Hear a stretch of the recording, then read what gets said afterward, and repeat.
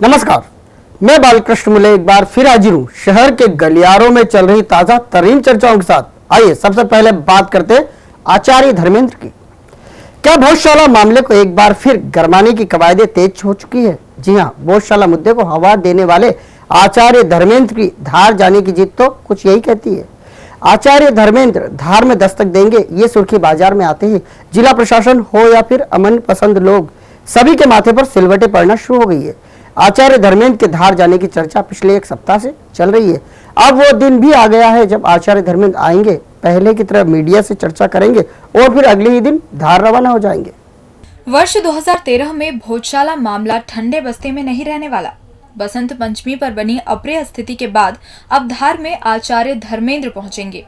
आचार्य उन हिंदू कार्यकर्ताओं से मेल मुलाकात करेंगे जो खाकी की लाठी के शिकार हुए हैं। आचार्य धर्मेंद्र की धार में 3 दिनों तक की मौजूदगी प्रशासन को अभी से हैरान परेशान कर रही है। आचार्य धर्मेंद्र धार के भोजशाला मुद्दे पर प्रदेश सरकार के खिलाफ पहले भी जमकर जहर उगल चुके हैं।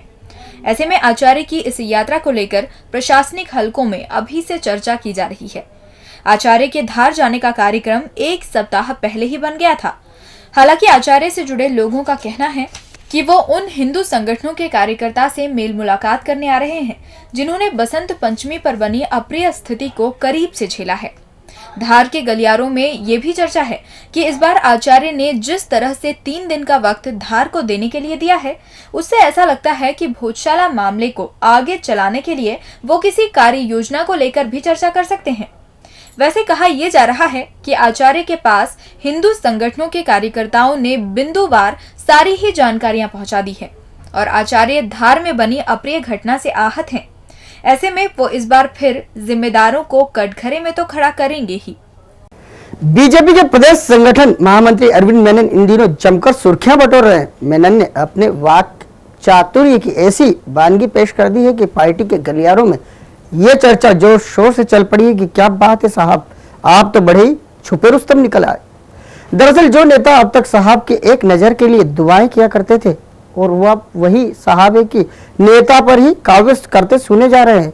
क्या बात है साहब।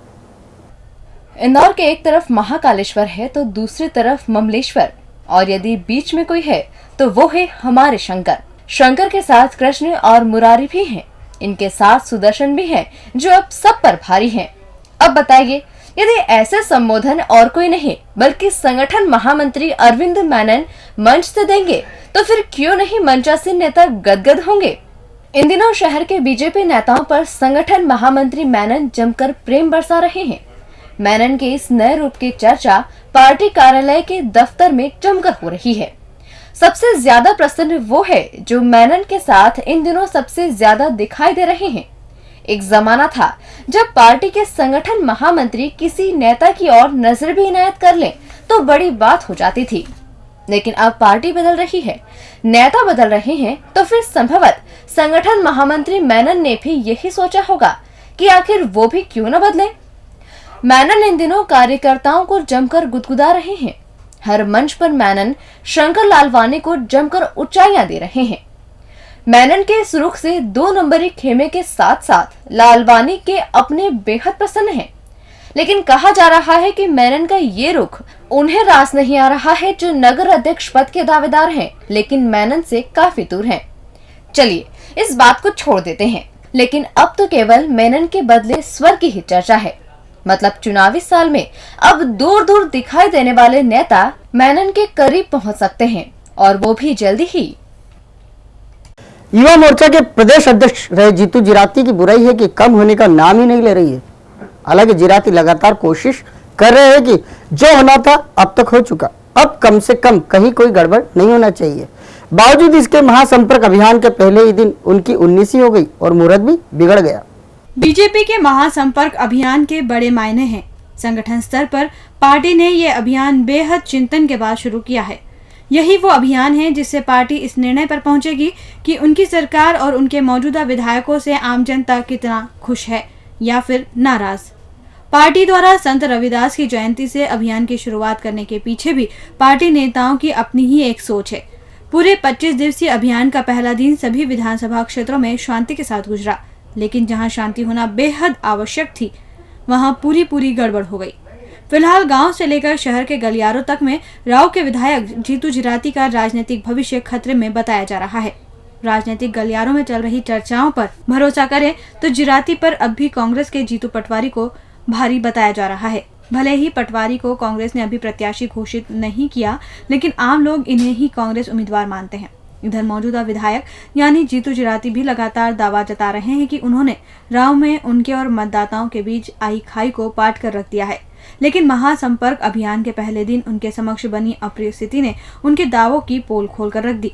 जिराती भले ही पूरे घटनाक्रम पर कांग्रेस का नाम लेकर थाने तक हो आए, लेकिन एक होर्डिंग और नारेबाजी उनकी पोल खोलने के लिए काफी है। अब एक बार फिर जिराती महासंपर्क अभियान के बिगड़े मुहूर्त को सही करने की कोशिश में जुट गए हैं, लेकिन उन्हें अभी सफलता मिल जाए इस पर तो प्रश्न चिन्ह अभी भी लगा हुआ है।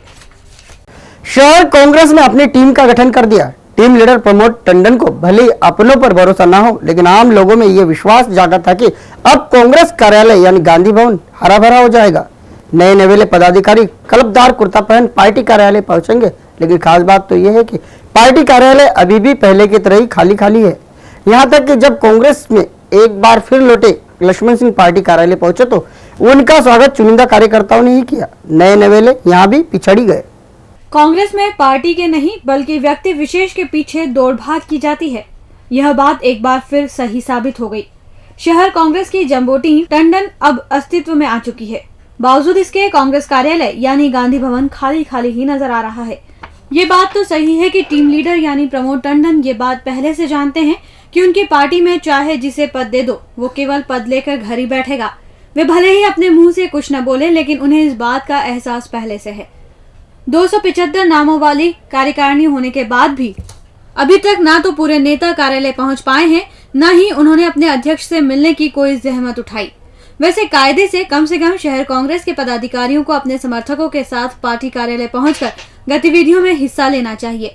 कोशिश ये होना चाहिए कि कम से कम ये पदाधिकारी पार्टी का कोई आयोजन तो बिल्कुल नहीं छोड़े। लेकिन नामों की घोषणा के बाद कांग्रेस महासचिव दिग्विजय सिंह के अनुज लक्ष्मण सिंह पार्टी कार्यालय पहुंचे तो कार्यकर्ता तो छोड़िए, पूरे पदाधिकारी ही नहीं पहुंचे। जबकि लक्ष्मण सिंह पार्टी के बड़े नेता हैं।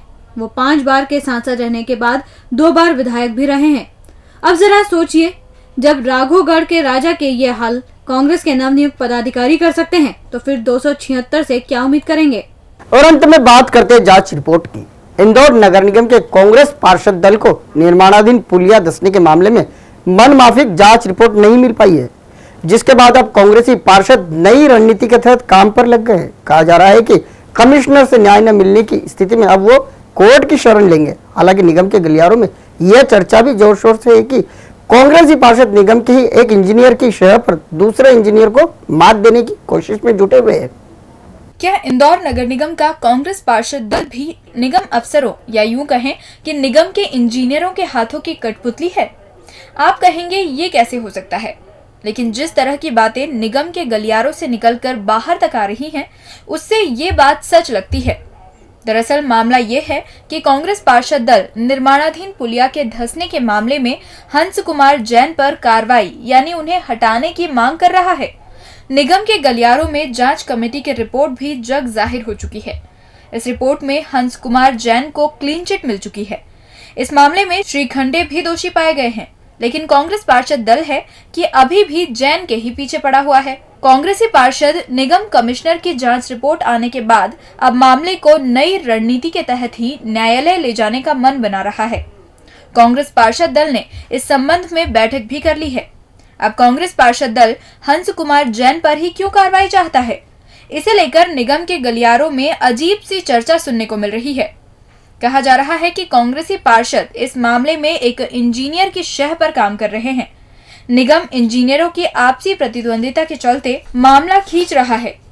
कांग्रेस पार्षद कमिश्नर राकेश सिंह से मिली जांच रिपोर्ट को भी तवज्जो नहीं दे रहे हैं और अब मामले को कोर्ट ले जाने की तैयारी में हैं। कुछ पार्षद तो इतने ज्यादा उखड़े हुए हैं कि उन्होंने जैन पर कार्रवाई न होने को प्रतिष्ठा की बात बना लिया है। डीजी न्यूज के खास कार्यक्रम गलियारों से को आप यूट्यूब पर भी सर्च कर सकते हैं। गलियारों से के आज के अंक में फिलहाल इतना ही। ताजा खबरों के लिए आप देखते रहिए डीजी न्यूज।